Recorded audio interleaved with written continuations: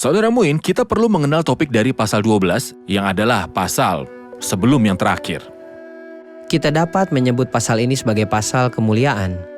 Dalam pasal ini ada dua bagian penting. Pertama, ia berbicara tentang berbagai penglihatan dan pewahyuan dari Tuhan. Penglihatan yang ia lihat ketika ia diangkat ke surga ketiga. Dan ia berbicara tentang duri yang Tuhan berikan padanya. Kita akan pelajari pada pasal ini mengapa Tuhan beri dia duri. Setelah itu ia berbicara tentang tanda-tanda yang dibuat oleh Rasul Paulus untuk meneguhkan bahwa ia adalah seorang rasul dari Tuhan. Baik, Saudara Ishak, saya akan membacakan dari ayat 1 sampai ke 6, kemudian kembali untuk mengajukan pertanyaan. Aku harus bermegah sekalipun memang hal itu tidak ada faedahnya. Namun demikian aku hendak memberitakan penglihatan-penglihatan dan penyataan-penyataan yang kuterima dari Tuhan.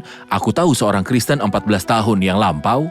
Entah di dalam tubuhku, aku tidak tahu. Entah di luar tubuhku, aku tidak tahu. Allah yang mengetahuinya. Orang itu tiba-tiba diangkat ke tingkat yang ketiga dari sorga. Aku juga tahu tentang orang itu entah di dalam tubuh, entah di luar tubuh, aku tidak tahu. Allah yang mengetahuinya. Ia tiba-tiba diangkat ke Firdaus dan ia mendengar kata-kata yang tak terkatakan, yang tidak boleh diucapkan oleh manusia. Atas orang itu aku hendak bermegah.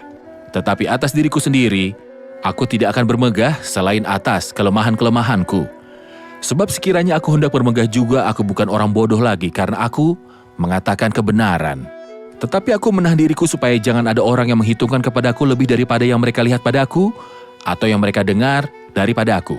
Saudara Ishak, dalam percakapan, Rasul Paulus menceritakan pengalamannya ketika ia diangkat ke surga ketiga dan melihat hal-hal dan kata-kata yang tak terkatakan, yang tidak boleh diucapkan manusia. Kemudian ia berkata bahwa ia tidak boleh memberitahukan kisah ini. Ia bermegah dan setelah itu berkata bahwa ia tidak akan bermegah. Mohon jelaskan pada kami. Tentunya ia harus memberitahukan kisah ini di sini karena masalah para rasul palsu. Mempertimbangkan bahwa perkataan ini diinspirasikan, orang-orang kudus Allah berbicara oleh dorongan Roh Kudus. Tuhanlah yang beritahu dia untuk menuliskan perkataan ini. Itu pada awalnya.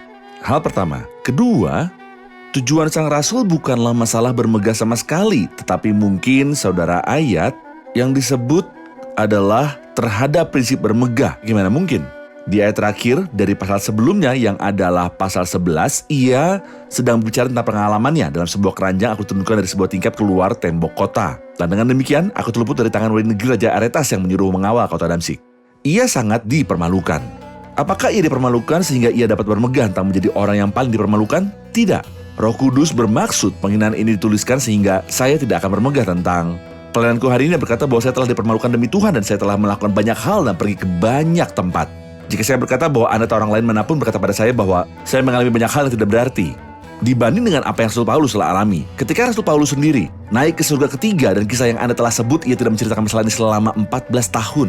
Dan saat Roh Kudus menyuruhnya untuk menuliskannya, apa ia menuliskannya? Untuk mengatakan bahwa ia adalah seorang yang besar, yang segera berkata, dan supaya aku jangan meninggikan diri karena pernyataan-pernyataan yang luar biasa itu, maka aku diberi suatu duri di dalam dagingku. Jadi entah apa yang telah ia sebut dari penderitaan dalam pasal 11 atau kemuliaan-kemuliaan yang ia telah sebut dalam pasal 12. Dalam setiap kasus, masalahnya terhubung dengan prinsip tidak bermegah. Tidak ada yang bisa menandingi kerja kerasnya bagi Kristus, karena Rasul Paulus telah bekerja lebih keras. Bahkan saat Rasul Paulus sendiri naik ke surga ketiga, Tuhan membiarkan dia, tapi karena ia mengasihi dia, ia memberi dia sebuah duri dalam daging agar tidak menjadi tinggi hati. Jadi prinsip bermegah dan meninggikan diri sepenuhnya ditolak oleh Tuhan dan sepenuhnya ditolak oleh Rasul Paulus, dan itu tidak berkaitan sama sekali dengan bagian ini.